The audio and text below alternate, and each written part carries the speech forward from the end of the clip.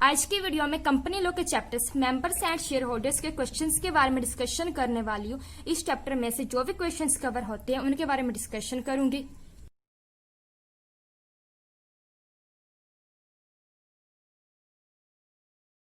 तो इस चैप्टर में से जो भी क्वेश्चंस कवर होंगे उनको मैं वन बाय वन डिस्कस करूंगी। तो फर्स्ट इन्होंने को मैंने कैटेगरी में डिवाइड किया। पहले शॉर्ट क्वेश्चंस को डिस्कस करेंगे, बाद में लॉन्ग क्वेश्चंस को। फर्स्ट यहाँ पर लॉन्ग क्वेश्चन आता है डिफाइन मेंबर। तो ये जो टर्म्स इस चैप्टर में आएंगे वो हम शुरू से जब भी हम कॉमर्स में आए हैं तब से पढ़ते ही आए हैं। जैसे मेंबर, तो ये हमें सबको पता है कि मेंबर्स होता क्या, बट फिर भी एक बार रिवाइज करवा देती हूँ। ये तो हम सभी जानते हैं कि जो कंपनी होती है एक मेंबर से मिलकर बनती है। जो कंपनी की जो पहचान होती है उसके मेंबर से अलग होती है। ये जो टर्म मेंबर्स मतलब होता है कि जिसका नाम कंपनी के रजिस्ट्रार ऑफ मेंबर्स में रजिस्टर होता है उसको मेंबर कहा जाता है। सेक्शन 2 मेंबर्स टर्म को section 2 subsection 55 of the companies act में डिफाइन किया गया है।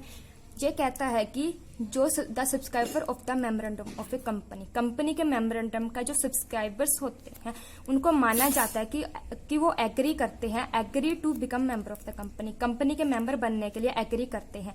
एंड ऑन इट्स रजिस्ट्रेशन, जब रजिस्ट्रेशन होती है तब उनका नाम एंटर्ड किया जाता है रजिस्टर ऑफ मेंबर से। मेंबर्स जरा मेंबर्स का रजिस्टर होता है उसमें उनका नाम एंटर किया जाता है रजिस्ट्रेशन के टाइम पर। यहाँ मैंने जो भी क्वेश्चंस नोट किए हैं वो एग्जाम के पॉइंट ऑफ व्यू से नोट किए हैं। अगर आपने अपने प्रिपरेशन कर लिया तो आप इन वीडियोस को अपने रिवीजन के तौर पर देख सकते हो, क्योंकि मैं जो वीडियोस बनाती हूँ उनमें वही क्वेश्चंस कवर करती हूँ जो कि एग्जाम में अक्सर पूछे जाते हैं। जो क्वेश्चंस कम भी पूछे जाते हैं वो भी मैं वीडियोस में कवर करती हूँ। तो वीडियोस का यही मोटिव है कि आपको जो क्वेश्चंस एग्जाम में पूछे जाते हैं उनकी अगर नॉलेज नहीं है, जो कि मोस्टली होनी चाहिए, तो आप उनके बारे में जानकर अपनी नॉलेज इंक्रीज कर सको। तो अब सेकंड क्वेश्चन पर आते हैं, what is the difference between member and share holder. Company के जो मेंबर्स एंड शेयर होल्डर होते हैं उनमें क्या डिफरेंस होता है, तो अब इसकी बात करते हैं। First members and shareholders के बीच डिफरेंस की बात करते हैं। फर्स्ट मीनिंग, वो पर्सन जिसका नेम एंटर्ड हो कंपनी के रजिस्टर ऑफ मेंबर्स में उसे कंपनी का मेंबर कहा जाता है। A person whose name is entered in the register of members of a company, जिस पर्सन का नेम एंटर्ड हो कंपनी के रजिस्टर ऑफ मेंबर्स में उसे मेंबर कहा जाता है, उसे is the registered member of the company. The person who owns the share of a company is known as a shareholder. जो पर्सन कंपनी के शेयर्स ओन करता है उसे कंपनी का शेयर होल्डर कहा जाता है। डिफाइंड इन, तो मेंबर्स टर्म को सेक्शन 2 सबसेक्शन 27 में डिफाइन किया गया है।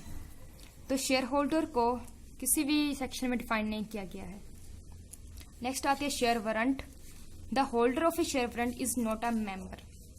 शेयर वारंट को मैंने एक पहले वीडियो में डिस्कस कर चुकी हूँ कि क्या होता है शेयर वारंट।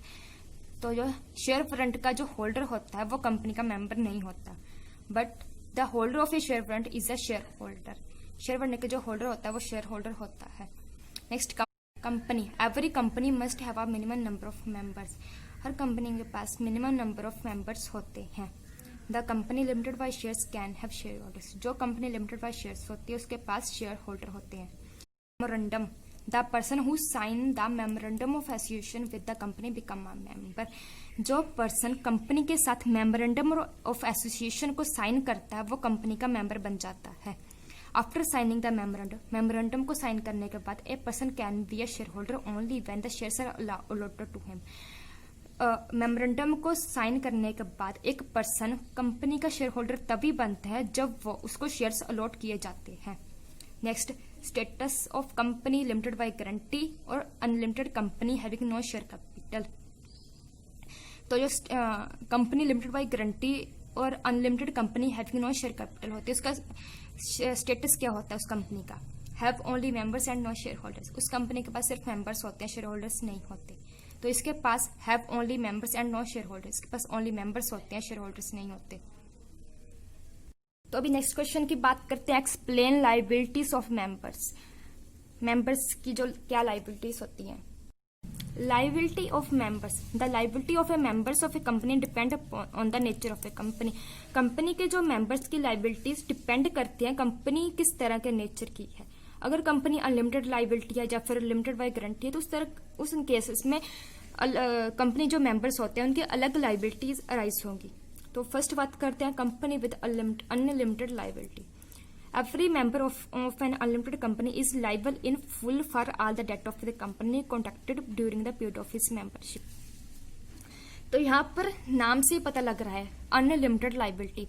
इस तरह के जो कंपनी होगी उनके जो मेंबर्स होंगे उनकी लाइबिलिटीज अनलिमिटेड होंगी। तो every member of an unlimited company का जो भी मेंबर होगा वो लाइबल होगा full for all the debt of the company. Company को सारे डेट के लिए लाइबल होगा contracted during the period of his membership. उसके मेंबरशिप के पीरियड के दौरान जितने भी डेट अराइज हुए हैं, जितनी भी लाइबिलिटीज हैं, उन सभी के लिए वो लाइबल होगा और वो भी पर्सनली तौर पर भी लाइबल होगा। उनके पेमेंट के लिए उसकी खुद की प्रॉपर्टी भी उसको बेचनी पड़ सकती है। तो कंपनी विद अनलिमिटेड लाइबिलिटी में ये होता है। तो next company limited by guarantee. The liability of the member of a company limited by guarantee is limited to the amount. ऐसे समझा देती हूँ। जो liability of the members of the company, जो कंपनी लिमिटेड बाय गारंटी है, इसमें जो members होंगे उनकी लाइबिलिटी सिर्फ उस अमाउंट तक ही सीमित होंगी जिनका उन्होंने एक गारंटी दे रखी होगी कि कंपनी की जो वाइंडिंग अप, जब कंपनी वाइंडिंग अप में जाएगी तब हम कंपनी को इतना एसेट कंट्रीब्यूट करेंगे, इतना अमाउंट देंगे। तो यहाँ पर जो कंपनी के जो मेंबर्स होते हैं उनकी लाइबिलिटीज जो होती है लिमिटेड बाय गारंटी होती है, उस अमाउंट तक लिमिटेड होती है जहां दे अंडरटुक टू कंट्रीब्यूट, जहां उन्होंने कंट्रीब्यूट करने के लिए प्रॉमिस कर रखा होता है कि हम इतना अमाउंट कंट्रीब्यूट करेंगे to the asset of the company. Company के एसेट्स में इतना अमाउंट कंट्रीब्यूट करेंगे in the event of winding up. जब कंपनी वाइंडिंग अप में जाती है तो वो कहते हैं, उन्होंने गारंटी की होती है कि हम इतना अमाउंट कंट्रीब्यूट करेंगे।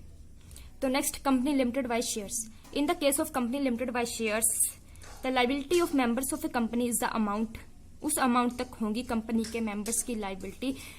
If any unpaid on share, अगर उन्होंने अपने शेयर्स में किसी अमाउंट को पेड नहीं किया है, उनका शेयर्स जितने अनपेड होंगे। If his shares are fully paid, अगर उनके शेयर्स फुली पेड होंगे तो his liability is nil for all purpose. तो जैसे हम शेयर्स वाले चैप्टर्स में पढ़ते आए हैं कि कंपनी के जो शेयर्स होते हैं उतने हम निकालते हैं। जैसे शेयर होल्डर्स ने 100 शेयर्स ले रखे होते हैं, उनकी फेस वैल्यू 10 होती है। तो अगर शेयर होल्डर्स ने 7 रुपीज पे कर दिए हैं तो वो सिर्फ जो उन्होंने 3 रुपीज के हिसाब से जितना पैसा बनेगा उतना ही पे करेंगे, उससे ज्यादा उनसे डिमांड नहीं की जा सकती। उनसे जो अनपेड शेयर्स अमाउंट होगा वही डिमांड किया जा सकता है। तो अभी नेक्स्ट क्वेश्चन है right short note on individually rights of members के जो इंडिविजुअली राइट्स होंगे उन पर शॉर्ट नोट लिखना है। इंडिविजुअली राइट्स ऑफ मेंबर्स पर चर्चा करेंगे। तो जो मेंबर्स इंजॉय करते हैं certain rights in their individual capacity, these rights are conferred on the members by the companies act. Companies act द्वारा मेंबर्स को जो राइट्स दिए जाते हैं। तो अब इन राइट्स के बारे में बात करते हैं जो मेंबर्स को दिए गए हैं। Some of these rights are as follows: to transfer shares subject to any restriction imposed by the article। जो आर्टिकल्स में कुछ रेस्ट्रिक्शन दी होती हैं उनको ध्यान में रखकर शेयर होल्डर्स अपने शेयर्स को ट्रांसफर कर सकते हैं। To transfer share subject to any restriction, जहां कोई रेस्ट्रिक्शन हो उनको उसको ट्रांसफर नहीं कर सकते। मेंबर्स को शेयर होल्डर्स की मीटिंग अटेंड करने का हक है, प्रॉपर नोटिस रिसीव करने का हक है and vote at all meetings में वोट करने का हक है। तो to inspect the registers, indexes, returns and copies of certificate etcetera keeped by the company. Members को जो कंपनी का memorandum and article of association होता है उसकी कॉपी लेने का हक है on request and payment of prescribed fees की पेमेंट करने के बाद। To have the first option to buy any new shares on the further issue of shares. To have notice of any resolution requiring special notice. To remove directives by joining with others. To obtain a copy of the profit and loss account and balance sheet with the auditors report. जो profit and loss account and balance sheet की जो auditor के साथ report होती है उसकी copy लेने का हक है। तो to apply for appointment of one or more competent inspectors by the government to investigation into the affair of the company as well as reporting. तो मेंबर्स को जो गवर्नमेंट द्वारा कंपनी के जो अफेयर्स की इन्वेस्टिगेशन के लिए जो इंस्पेक्टर्स नियुक्त किए जाते हैं उनकी अपॉइंटमेंट के लिए अप्लाई करने का इनको हक है। To participate in the appointment of an auditor or auditors at any the annual general meeting में ऑडिटर्स की अपॉइंटमेंट में पार्टिसिपेट करने का इन्हें हक है। तो जो ऑडिटर्स एंड ऑडिटिंग बारे में मैं आगे भी स्टार्ट करूंगी। To receive a shares in the capital of a company and the surplus asset, company के जो कैपिटल में शेयर्स रिसीव करने का हक है एंड सरप्लस एसेट्स को, if any on the companies liquidation. Participate in the passing of special resolution that the company में B wound up by. यहाँ पर अब नेक्स्ट क्वेश्चन की बात करेंगे। 5th question, can minor become a member in A company? A minor in India can not be a member. India में minor member नहीं बन सकता है क्योंकि एक जो कंडक्ट होता है जो अगर माइनर के साथ किया गया है तो वो वाइड होता है शुरू से ही। Neither a minor nor is legal guardian can be made responsible for the payment of calls. ना ही वो माइनर और ना ही उसके लीगल गार्डियन रिस्पॉन्सिबल होंगे कॉल्स की पेमेंट के लिए। ये जो कॉल्स होंगे जो आपने पढ़े होंगे शेयर्स वाले चैप्टर में, कंपनी की जो कैपिटल होती है, कंपनी के जो शेयर्स होते हैं वो डिवाइड होते हैं 4 पार्ट्स में। इनको कहते हैं application, allotment, first call and last call. Company जिन पार्ट्स में अपनी पेमेंट मंगाती है उसे कहते हैं कॉल्स। जब कंपनी अपनी पेमेंट से मंगाती है उसको कहते हैं कॉल्स मंगाना, कॉल्स। तो जैसे 10 की फेस वैल्यू है किसी शेयर्स की तो उसको 4 पार्ट्स में डिवाइड किया होगा। 2 उसकी एप्लीकेशन पर मंगाएंगे, 2 के हिसाब से वो अलॉटमेंट पर, एंड 3 के हिसाब से फर्स्ट कॉल, एंड 3 के हिसाब से वो लास्ट कॉल पर। तो इससे वो जो 3 शेयर्स होंगे वो मंगा लेंगे। जो शेयर्स होंगे उनको सीधे नहीं मंगा, जो जितने होंगे अगर 10 उसकी फेस वैल्यू तो 10 ही नहीं मंगाए जाएंगे, उसको पार्ट्स में मंगाया जाएगा।